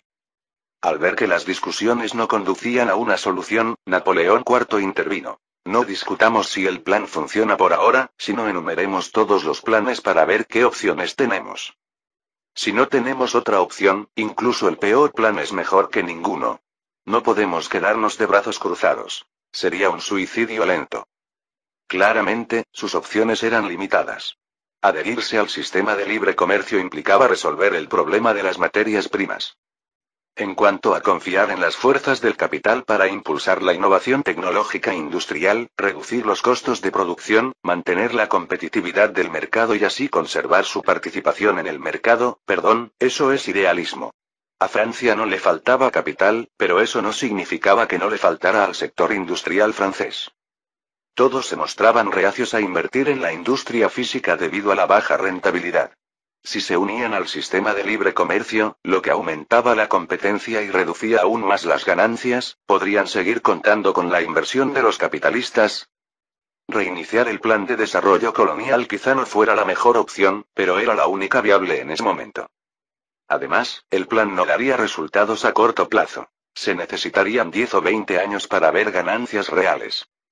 No es que pudiera resolver por completo la escasez interna de materias primas en Francia, pero lograr la autosuficiencia en la mayoría de las materias primas industriales todavía era factible.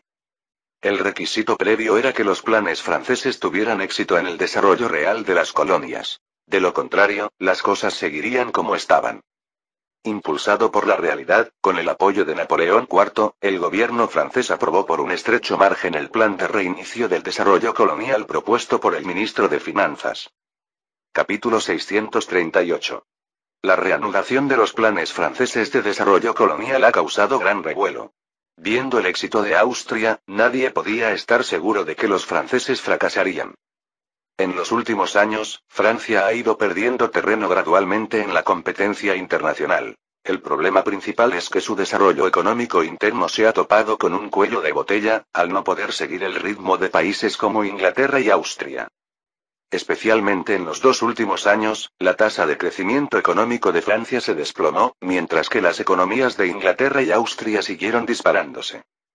Solo en términos de volumen económico total, Britania, que en su momento fue superada por Francia, ahora muestra signos de volver a alcanzarla. No es un asunto menor. Las islas británicas tienen una población total de poco más de 31 millones, mientras que la Francia actual cuenta con casi 60 millones. Calculando simplemente el ingreso per cápita, el ingreso de los franceses es solo el 60% del de los británicos. Esto se debe principalmente a que la zona italiana se está demorando, en particular el sur de Italia, donde la economía local todavía es agrícola y prácticamente no ha experimentado ningún desarrollo a lo largo de los años. Si se calcula la producción industrial total, esta disparidad se hace aún más evidente. La producción industrial de la Gran Francia es menos de la mitad que la de Gran Bretaña y solo el 40% de la de Austria. Con el paso del tiempo, esta brecha se amplía. En aquella época, no todos reconocían el poder de la industria, pero la cruda realidad de no tener dinero se sentía profundamente. En su apogeo, los ingresos financieros de Francia se acercaron a los de Gran Bretaña, y durante la era de Napoleón III, pudieron competir con ellos en una carrera armamentística. Actualmente, los ingresos fiscales de Francia son apenas superiores a los de Gran Bretaña. Esto se debe al efecto mariposa. Con el territorio italiano dividido en dos, no sorprende que durante el auge de la Gran Francia, más la mitad de Italia y sus colonias, los ingresos fiscales fueran similares a los de los británicos. Sin embargo, había mucho de superficialidad en todo esto. La economía real constituía una proporción muy pequeña, y la industria manufacturera representaba solo alrededor del 10% del volumen económico total de Francia. El resto consistía en agricultura o servicios, incluida una buena parte en el sector financiero, que tenía la participación más grande. Lo hueco es hueco, y no se puede solidificar con hermosas mentiras. Desde que estalló la última crisis económica, la burbuja económica francesa había estallado.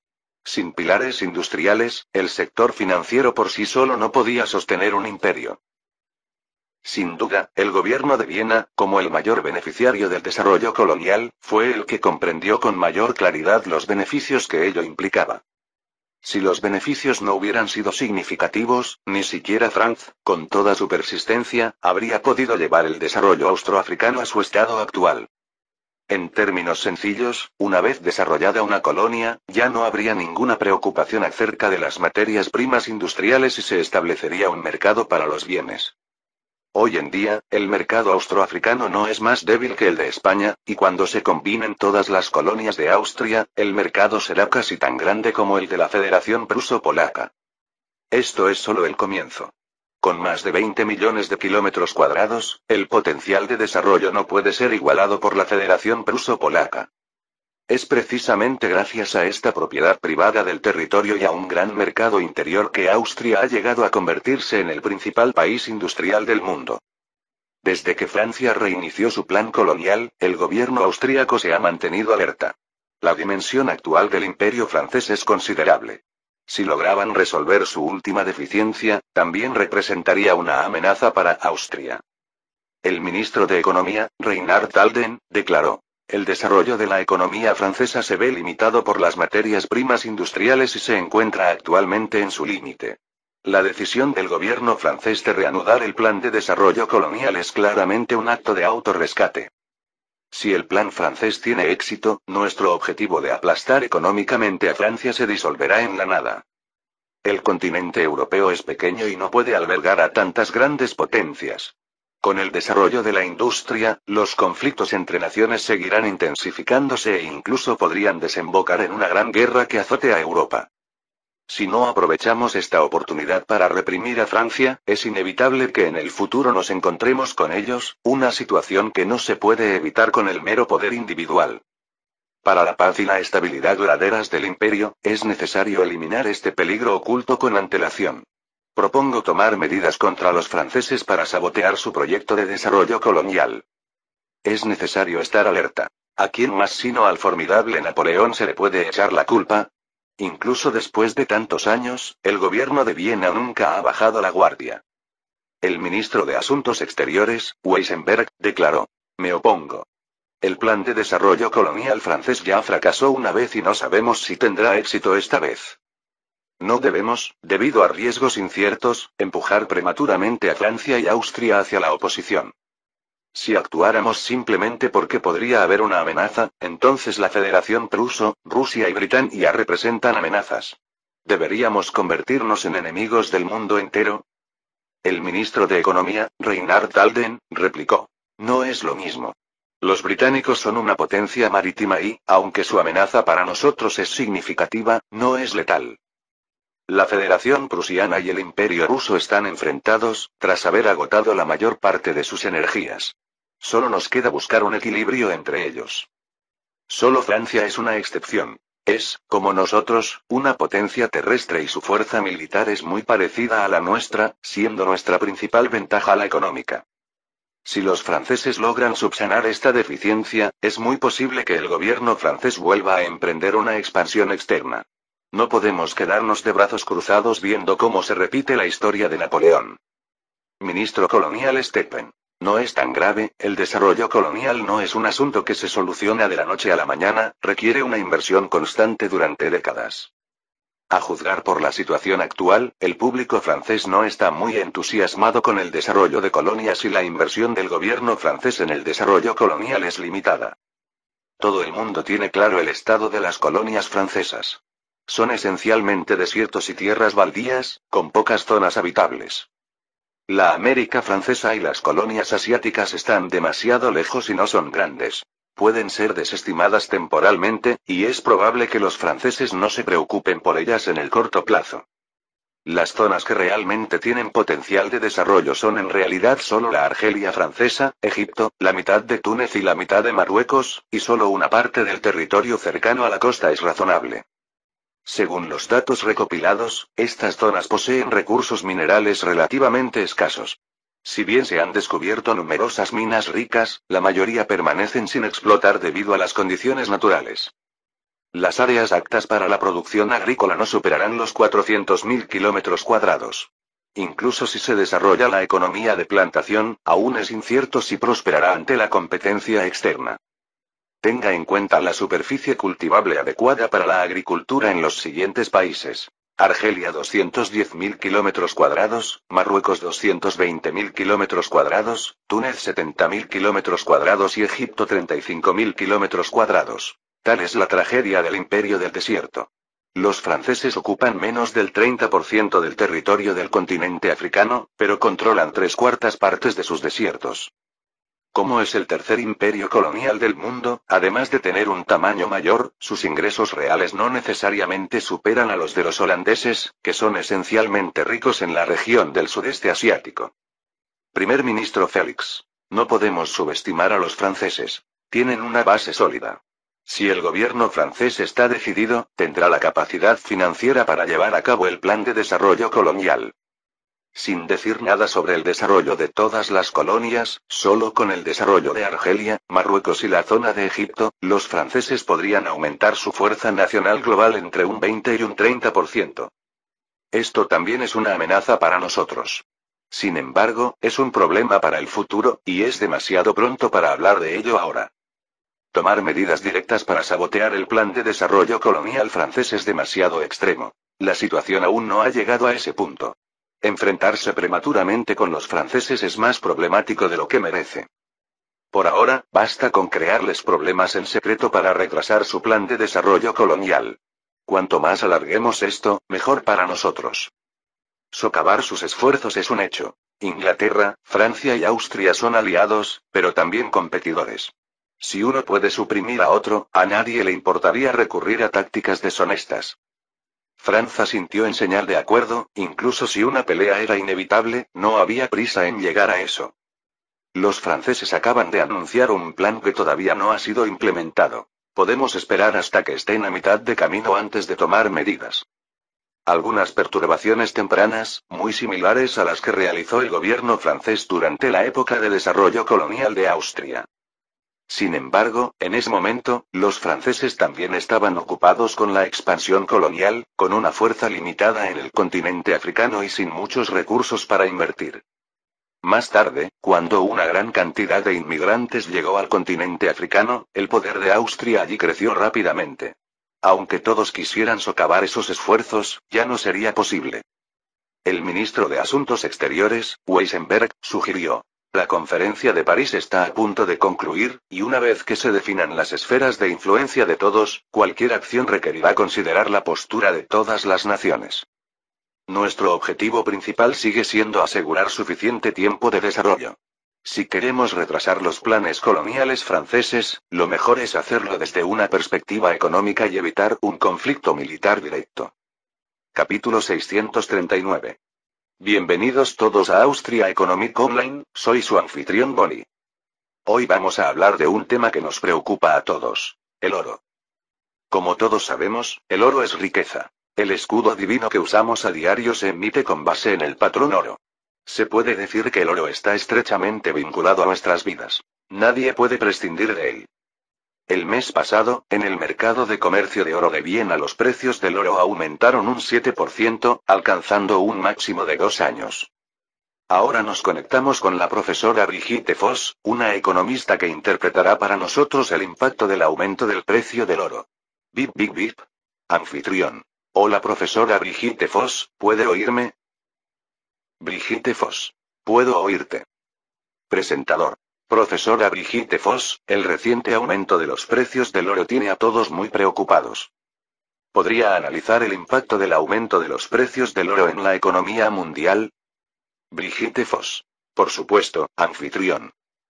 Todos sabemos que el oro es un metal precioso, normalmente utilizado directamente como moneda o como patrón, y su precio siempre ha sido estable, con pocas fluctuaciones. Se puede decir que el aumento del 7% en los precios del oro durante el último mes fue inesperado y esperado. Se podría decir que esta afirmación se contradice y no tiene sentido lógico, pero, de hecho, no es contradictoria en absoluto. Es inesperado porque el oro, como moneda y patrón, tiene un valor inmutable. En circunstancias normales, incluso si se produjeran fluctuaciones, no deberían ser tan significativas. Sin embargo, además de ser una moneda, el oro también es una materia prima. Al ser una materia prima, su precio lo determina el mercado, y un aumento a corto plazo es un fenómeno normal. Mirando más allá de su papel como moneda, si analizamos el oro puramente como materia prima, las razones del aumento de precio quedan claras. El aumento del precio del oro en el mercado de oro de Viena no es un caso aislado. Casi al mismo tiempo, el precio del oro también subió proporcionalmente en el mercado de oro de Londres.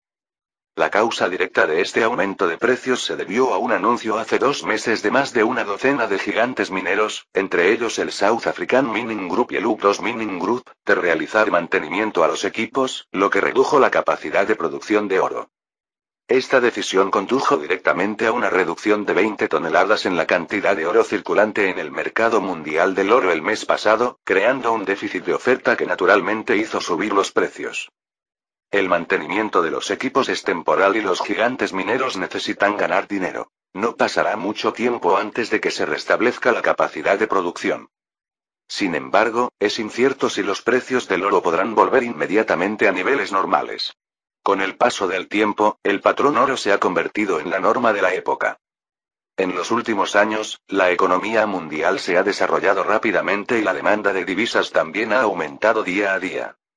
La demanda de oro como referencia también ha aumentado. Sin embargo, la cantidad de oro extraído no ha aumentado al mismo ritmo.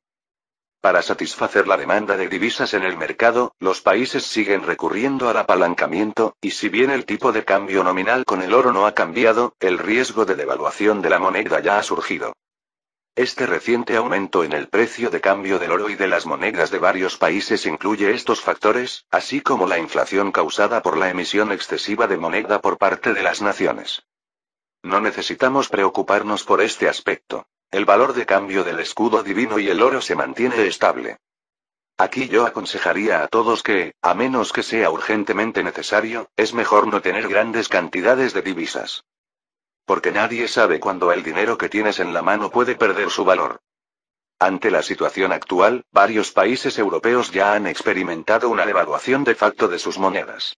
Si estos países no detienen la emisión irresponsable de moneda, esto acabará en un desastre. Presentador. Profesora Brigitte Foss, usted acaba de mencionar que las reservas de oro de ciertos países son insuficientes, lo que conduce a la inflación. ¿Cómo deberían entonces estos países afrontar esta situación? Brigitte Foss. El método más simple sería adoptar el nuevo bimetalismo. No me malinterpreten, el nuevo bimetalismo que sugiero no es el patrón tradicional de oro y plata sino un bimetalismo secundario más avanzado. Para la mayoría de los países, el oro no se puede obtener en un corto plazo. Si aún quieren mantener el patrón oro, ¿qué deberían hacer? Después de investigar, descubrí que adoptar el nuevo bimetalismo puede resolver perfectamente este problema. En pocas palabras, se trata de utilizar una moneda internacional confiable respaldada por crédito en lugar del oro para que actúe como estándar para la emisión de moneda. Esto equivale a usar una porción de oro como patrón 2 veces, emitiendo 2 porciones de moneda y garantizando al mismo tiempo un canje normal. A este método lo llamo nuevo bimetalismo. Sin saber cuándo empezó, Franz también desarrolló el hábito de escuchar emisiones, aunque sabía que todo era fanfarronería. El llamado aumento de los precios del oro se debió en realidad a que los dos países anglo-austríacos, naciones productoras de oro, manipularon artificialmente los precios del oro para montar un bloqueo contra las monedas de otros países. En cuanto a la llamada capacidad de producción de oro, ¿no es responsabilidad de los países mineros decidirlo? Con el fin de mejorar su propia competitividad monetaria, los dos países anglo-austríacos han estado controlando las exportaciones de oro, creando deliberadamente problemas a sus competidores. Para los países que siguen el patrón oro, no tener suficientes reservas de oro significa una catástrofe. La demanda de moneda en el mercado no disminuirá simplemente porque no haya suficientes reservas de oro. Inevitablemente, todos deben aumentar el apalancamiento en la emisión de moneda. Esto es lo que los dos países anglo-austríacos quieren ver. A mayor apalancamiento, mayor riesgo. No es evidente en épocas de bonanza económica, pero cualquier adversidad podría provocar un colapso inmediato, sin ninguna resiliencia al riesgo. Los dos países anglo-austríacos compiten ferozmente por la hegemonía monetaria, pero eso no les impide unir fuerzas para controlar el precio del oro, atacando primero a otros competidores. Se podría decir que, desde el principio, el patrón oro fue una gran trampa que los británicos le pusieron al resto del mundo. Esta trampa era una estrategia abierta, y aun conociendo los riesgos, todos tuvieron que aprovecharla. Pase lo que pase, el oro se mantiene relativamente estable. Aunque se puede manipular, no se puede exagerar. Si se descontrola, también afectaría los intereses de los dos países anglo-austríacos. No es que ningún país haya intentado escapar de esta trampa, pero al final, todos han fracasado. Se ha demostrado que los países que se aferraron al patrón plata terminaron en una situación aún peor. A medida que se acercaba la segunda mitad del siglo XIX, la plata se encontraba en un estado constante de devaluación, con fluctuaciones mucho mayores que las del oro. Como países con patrón oro, los dos países anglo-austríacos estabilizarían los precios del oro para beneficio propio. Las supuestas fluctuaciones del mercado son simplemente obstáculos que se imponen a las monedas de otros países. La magnitud de estas fluctuaciones suele ser de tan solo unos pocos puntos y no es duradera. Generalmente, después de unos meses, el mercado vuelve a la normalidad. En pocas palabras, mientras los gobiernos compren oro, su precio sube inmediatamente. Una vez que dejan de comprarlo, el mercado pronto vuelve a la normalidad. El aumento también está previsto. No existe tal problema cuando se compra con libras esterlinas o Divines Yield. Si desea importar oro, no puede evitar los aranceles, pero si utiliza directamente Divines Yield o libras esterlinas como moneda estándar, puede lograr el mismo objetivo y ahorrar en los aranceles para la compra de oro. En esencia, se trata de un medio para promover la hegemonía monetaria, aunque de manera más sutil. Después de escuchar un segmento de la transmisión, Franz colgó el teléfono y dijo: Frederick, ve a preguntar sobre el progreso en el desarrollo de la radio inalámbrica.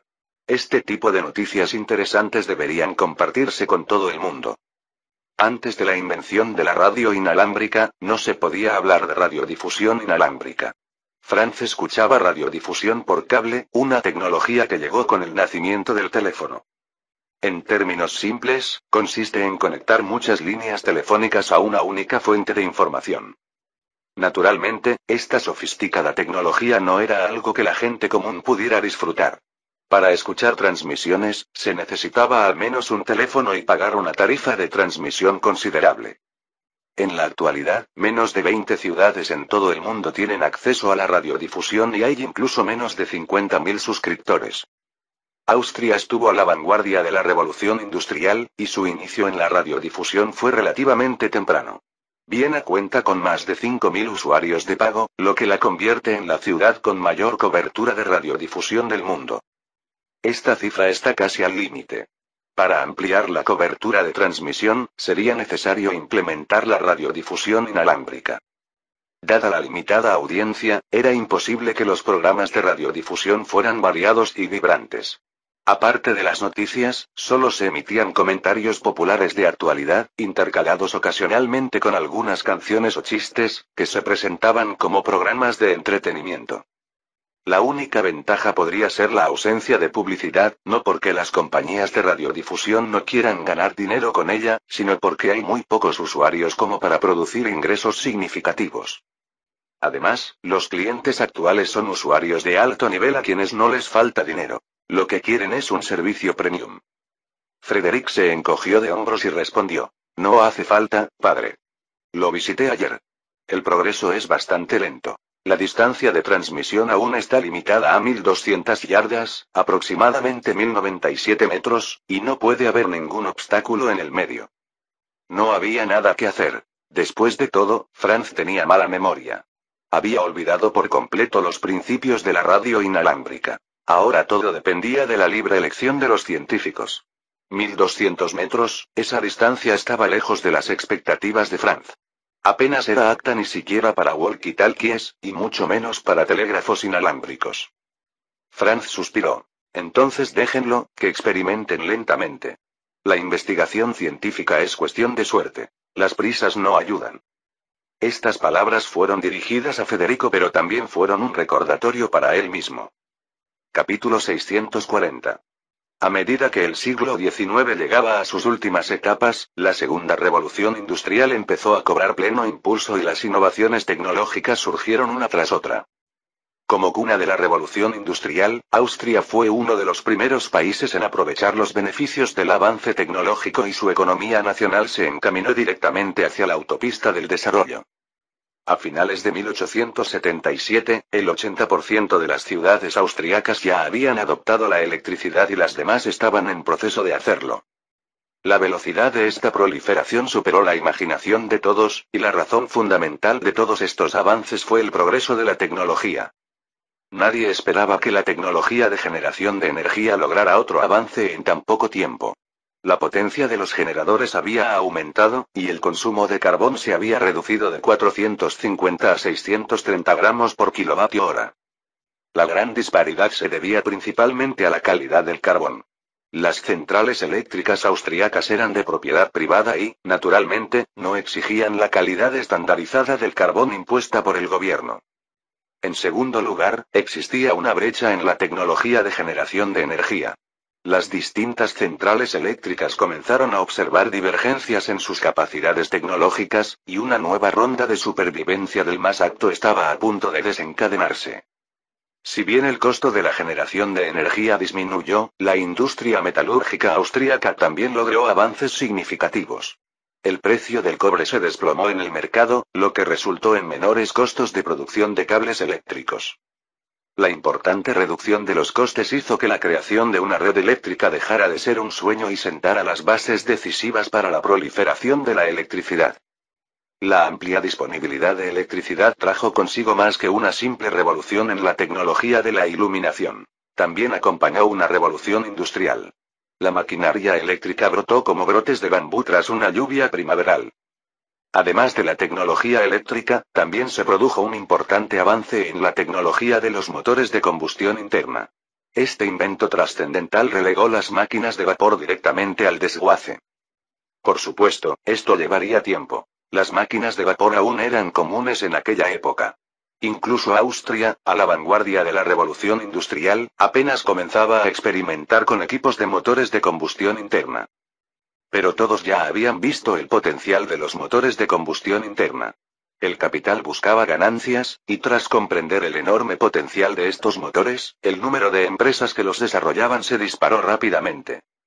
Especialmente para las empresas dedicadas a la fabricación de maquinaria, no invertir en nuevos proyectos de investigación y desarrollo de energía significaba quedarse atrás.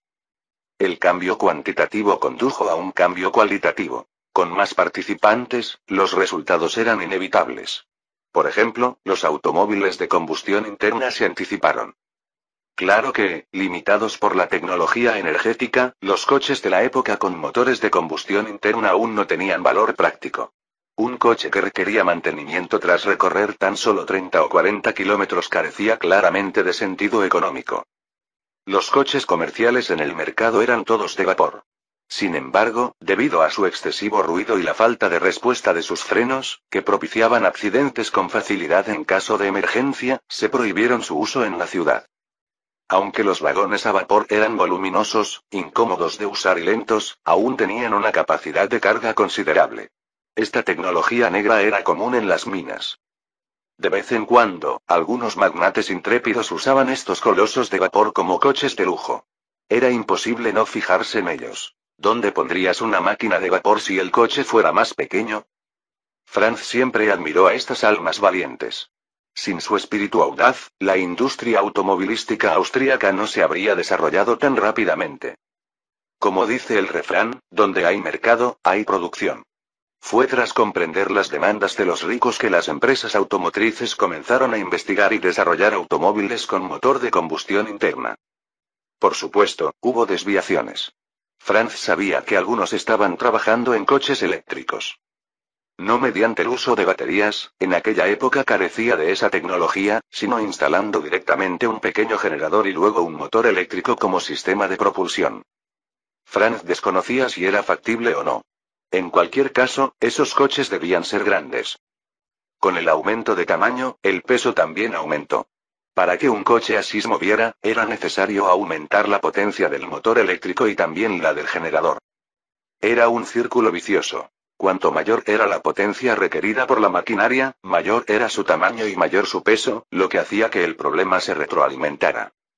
Desde esta perspectiva, estos coches futuristas perdieron competitividad en el mercado durante el proceso de desarrollo. La innovación tecnológica es loable, e incluso si termina en fracaso, todavía hay lecciones valiosas que aprender.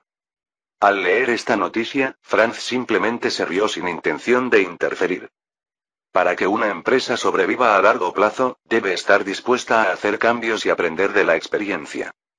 Si los líderes de una empresa carecen de visión o criterio, tarde o temprano fracasará.